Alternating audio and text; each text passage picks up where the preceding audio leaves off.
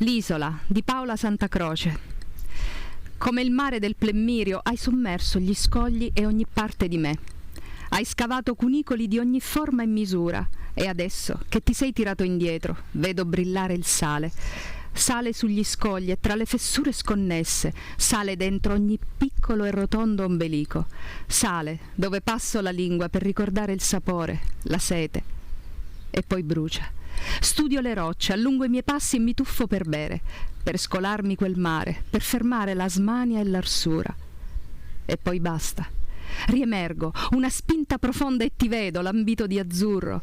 Utopia siciliana che ora si abissa indolente in quel mare che ho amato, in quel mare che ho odiato.